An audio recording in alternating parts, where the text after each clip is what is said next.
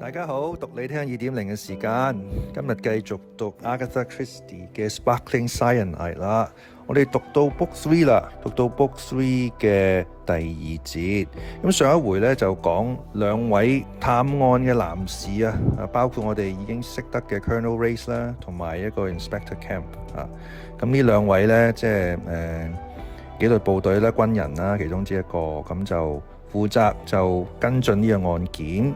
咁佢哋嘅對話當中咧，就將除咗呢個 George Barton 死者台上面嘅所有人列為嫌疑人之外，連佢附近張台啦有名有姓嘅人啦，同埋呢一個餐廳 Luxembourg 嘅侍應包括呢個Giuseppe 都列入其中嘅，即係話咧會一一審問嘅可以叫做地毯式啦，亦都可以叫做放大咗個範圍啦，咁啦，即係寧枉莫縱啦。咁所以呢一節咧就係會呢一個審問Giuseppe， 唔好話審問啦，即係問佢攞口供啦。OK， 咁我哋睇下呢一段啦。Giuseppe Bolzano was a middle-aged man, slight with a rather monkey-like intelligent face. He was nervous, but not unduly so. His English was fluent since he explained, been in the country since he was 16 and had married an English wife. Kemp treated him sympathetically. Now then, Giuseppe, let's hear whether anything more has occurred to you about this. It is for me very unpleasant. It is I who serve the table, I who pour out the wine. People will say that I am off my head, that I put poison into the wine glasses. It is not so, but that is what people will say. Already, Mr. Goldstein says it is better that I take a week away from work, so that people do not ask me questions there and point me out. He is a fair man and just, and he knows it is not my fault, and that I have been there for many years, so he does not dismiss me as some restaurant owners would do. M. Charles, too, he has been kind, but all the same it is a great misfortune for me, and it makes me afraid. Have I an enemy? I ask myself. Well, said Kemp at his most wooden, have you? The sad monkey face twitched into laughter. Giuseppe stretched out his arms. I have not an enemy in the world. Many good friends, but no enemies. Kemp grunted. Now about last night. Tell me about the champagne. It was Clicquot, 1928. Very good and expensive wine. Mr. Barton was like that. He liked good food and drink, the best.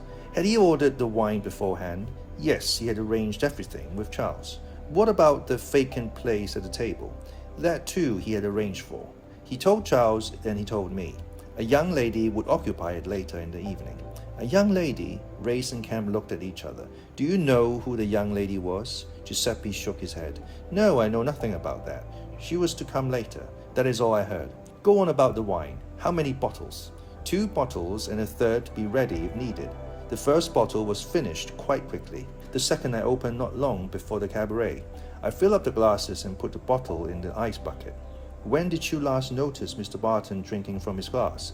Let me see. When the cabaret was over, they drink the young lady's health. It is her birthday, so I understand. Then they go and dance. It is after that, when they come back, that Mr. Barton drinks, and in a minute, like that, he is dead. Had you filled up the glasses during the time they were dancing? No, monsieur. They were full when they drank to Mademoiselle, and they did not drink much, only a few mouthfuls. There was plenty left in the glasses. Did anyone at all, come near the table whilst they were dancing? No one at all, sir. I am sure of that. Did they all go to dance at the same time? Yes. And came back at the same time? Giuseppe screwed up his eyes in an effort of memory. Mr. Barton, he came back first with the young lady. He was stouter than the rest. He did not dance quite so long, you comprehend. Then came the fair gentleman, Mr. Faraday, and the young lady in black. Lady Alexandra Faraday and the dark gentleman came last. You know Mr. Faraday and Lady Alexandra? Yes, sir. I have seen them in Luxembourg often. They are very distinguished. Now, Giuseppe, would you have seen if one of those people had put something in Mr. Barton's glass? That I cannot say, sir. I have my service, the other 2 tables in the alcove, the 2 more in the main restaurant. There are dishes to serve. I do not watch at Mr. Barton's table. After the cabaret, everyone nearly gets up and dances. So at that time, I am standing still, and that is why I can be sure that no one approached the table then. But as soon as people sit down, I am at once very busy. Kemp nodded. But I think, Giuseppe continued, that it would be very difficult to do without being observed. It seems to me that only Mr. Barton himself could do it. But do you not think so? No? He looked inquiringly at the police officer. So that's your idea, is it? Naturally, I know nothing, but I wonder. Just a year ago, that beautiful lady, Mrs. Barton, she kills herself. Could it not be that Mr. Barton, he grieves so much that he too decides to kill himself the same way? It would be poetic. Of course, it is not good for the restaurant, but a gentleman who is going to kill himself would not think of that. He looked eagerly from one to the other of the two men. Kemp shook his head. I doubt if it's as easy as that, he said. He asked a few more questions, then Giuseppe was dismissed. As the door closed behind Giuseppe, Race said, I wonder if that's what we are meant to think? Grieving husband kills himself on anniversary of wife's death. Not that it was the anniversary, but near enough. It was All Souls Day, said Race. True, yes, it's possible that was the idea, but if so, whoever it was can't have known about those letters being kept, and that Mr. Barton had consulted you and shown them to Irish Mall. He glanced at his watch. I'm due at Kidderminster House at 12:30. With time before that to go and see those people at the other two tables, some of them at any rate. Come with me, won't you, Colonel?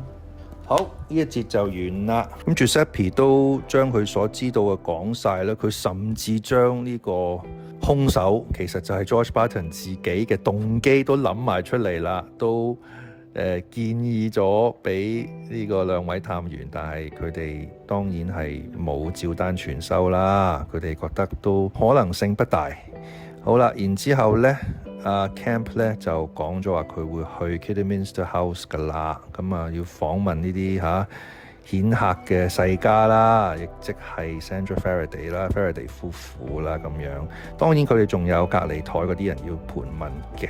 臨走之前有一個字同大家分享嘅 Unduly 一個字啫 Unduly to an unwarranted degree inordinately 一開始講呢個 Giuseppe 係有啲緊張嘅，但係佢又冇 unduly 地咁緊張，其實即係話佢冇好不必要、好不合理地、好過分地緊張，其實就係咁啫。Unduly 係咁多，下次再見，拜拜。